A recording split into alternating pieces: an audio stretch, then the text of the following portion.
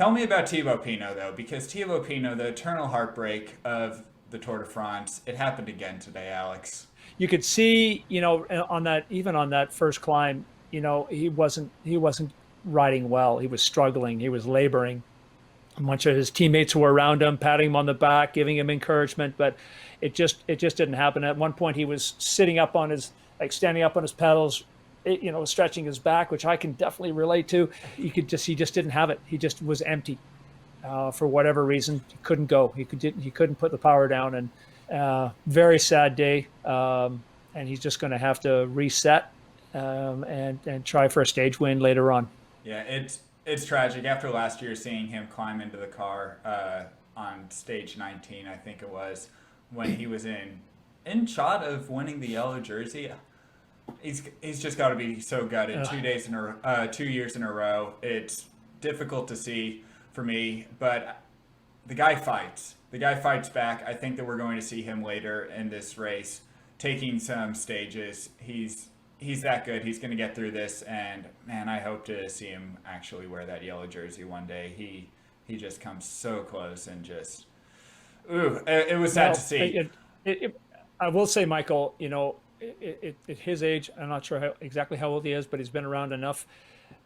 If he hasn't shown that potential to be able to finish a 3 week stage race, at the top of his game, I don't, I don't see it in the future, honestly. Well, hopefully your naysaying lights even more of a fire underneath him, Alex. I think that he's come too close to not do it. He's come too close. The Slovenian who capitalized on it, and Pogacar, I think that he got a stern talking to from his team yesterday after completely botching it in the crosswinds at the finish. He was on a mission today, and he clawed back a ton of time. He attacked. I lost track of how many times he attacked, Multiple but times, he yeah. was multiple times. And Alex, I've got to pick on Primoz Roglic right now because Primoz Roglic, this is how we see he races.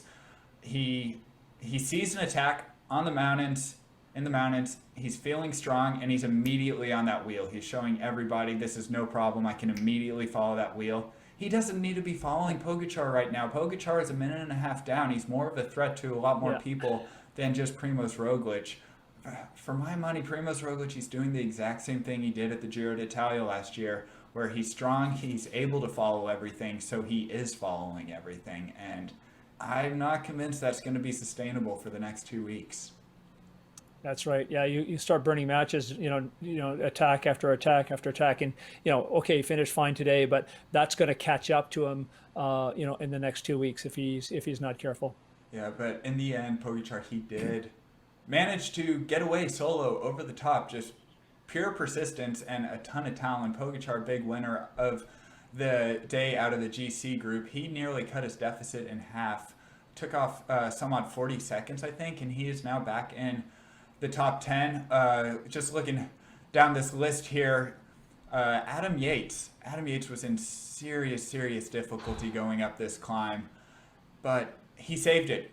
He pulled the day back. There was a little bit of a stalemate after all these attacks, and Adam Yates was able to ride himself back. This is pretty cool for the Mitchelton Scott team because Adam Yates has been in the yellow jersey now for what is it, 3 going on 4 days, I think. This is the longest span of time that Mitchelton Scott has ever held on to the yellow jersey. So every day is a win for this team right now. And Adam Yates, he doesn't look like he has the legs to take it all the way to Paris, but he's fighting every day, and he has a team who's incredibly excited about it behind him. Yeah, he didn't panic. He just rode his own pace on the climb, and that's what I always tell the young riders that I coach is, if you want to learn how to be a better climber, you need just to climb more, but climb at your own pace. If you start to try to catch up with other people, go into the red, guess what? You're not going to like climbing anymore.